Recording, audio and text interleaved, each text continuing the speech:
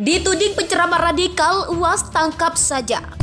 Menurut saya nggak bisa ibu-ibu tuh memanggil misalnya ngumpulin ibu-ibu yang lain, memanggil tahu-tahu mengundang penceramah radikal. Nah, jadi tolong Pak Polisi, Bapak pemerintah, jangan terlalu ikut arus menjelek-jelekan Islam saat turunnya aku muring-muring. Ada saatnya saya tidak akan diam seperti sekarang. Anggitmu badi apa aku ini kira. Mereka mergaki bersyukur dan terus no karo awakmu. Aku nibakno Soeharto, aku iso nibakno sapa ing Jakarta aku gelem. Tapi aku gak ngelakoni iku kabeh mergo aku bertemu dengan rakyat yang penuh rasa syukur, penuh perdamaian, penuh kerukunan tiap hari, tiap malam di mana-mana. Jadi wis kaya ngono kono aja jek nyelek-elek Islam, angger Islam dicurigai terus. Wong gak ana radikal kok ngomong radikal di Mojokerto. Enggak ono nek kene, Pak. Gak ono. Sing radikal itu pemerintah memaksakan pendapat terus-menerus. Nek tak terusno, aku gelem berdebat nasional soal ini. Kata radikal itu ciptaan politik kanan di Amerika dan sekarang diteruskan oleh Cina. Apa tidak? Jadi tidak ada radikalis di Indonesia, jangan percaya. Tidak ada, yang radikal itu pemerintah.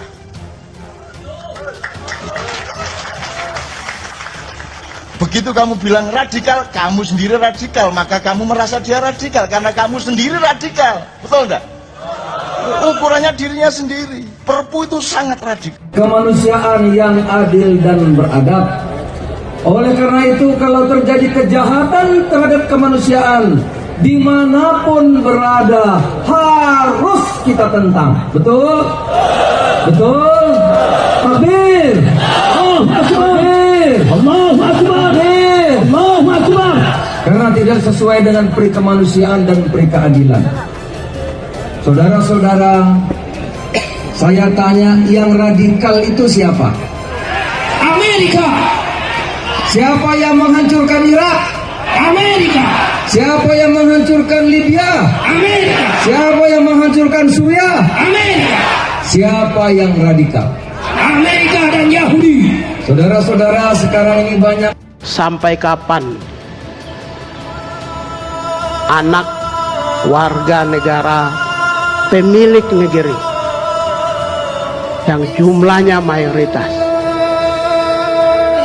hampir mayoritas nyaris sempurna, mereka akan tenang, terutama umat muslim? Sampai kapan?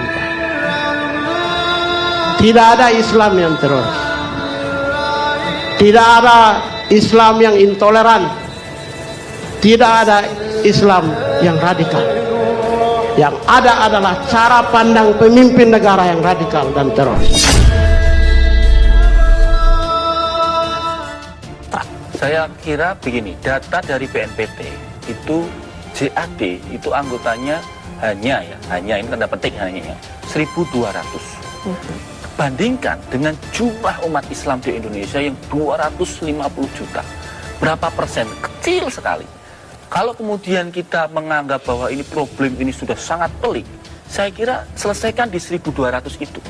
Jangan kemudian seolah-olah ini menjadi beban tanggung jawab 200 juta umat Islam yang lain. Ya, saya setuju bahwa pelibatan dari Majelis Ulama Indonesia, ormas-ormas besar itu penting untuk menyadarkan yang 1.200 ini. Karena tadi Kang Maman sampaikan, gimana kalau teroris masuk penjara, keluar main lagi nggak? Main lagi.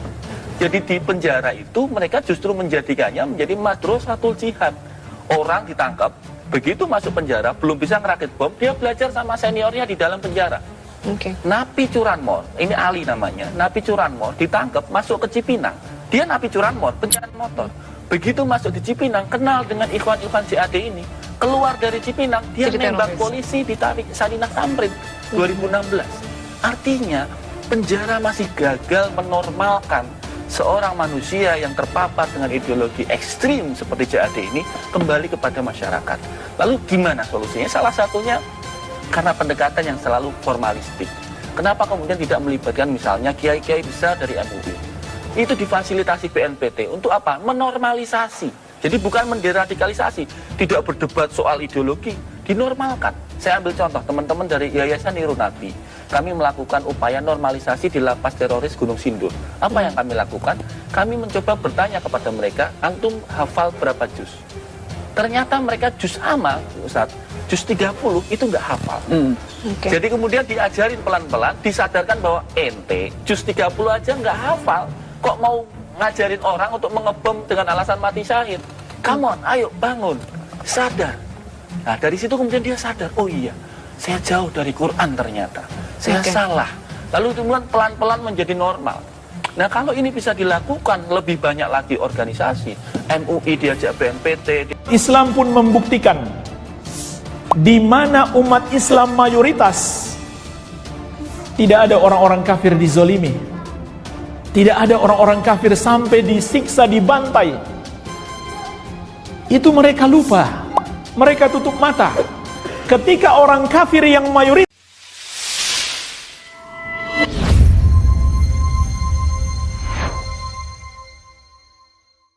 Dituding penceramah radikal, UAS tangkap saja. Ustadz Abdul Somad atau UAS merespon beredarnya daftar penceramah radikal yang viral di media sosial. Seperti diketahui, UAS termasuk salah satu ustadz yang dituding radikal dalam daftar tersebut.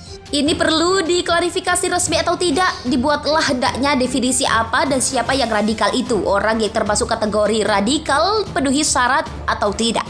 Kalau tidak itu iklan gratis, masyarakat yang nggak tahu awalnya malah cari-cari. Apalagi bila daftar penceramah dikeluarkan sebelum Ramadan.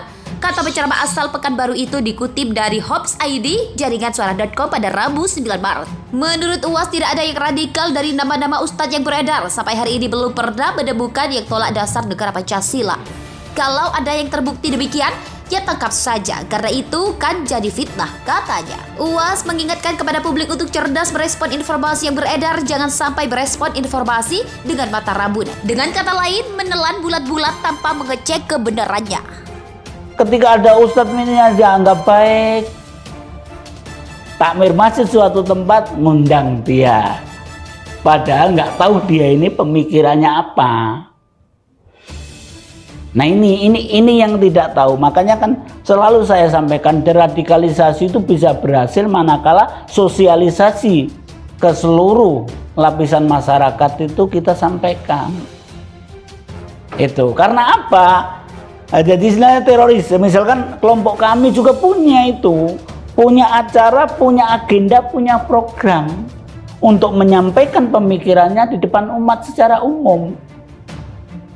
Makanya kenapa tuh kawan-kawan itu terutama JI itu saya selalu ditegur, saya disalahkan karena keterus-terangan saya. Keterus-terangan dalam masalah apa, latar belakang kami. Kenapa siapa tuh kami ini? Oh kami ini latar belakangnya penerus NII yang sekarang ini bernaung di Jamaah Islamiyah. Latar belakang kami itu apa tuh? Kenapa kami bisa ngebom? Karena kami ikut Akademi Militer Mujahidin di Afghanistan. Nah, ketika latar belakang kami diketahui oleh masyarakat, nggak akan kami diterima oleh masyarakat. Karena masyarakat sudah dicekoi oleh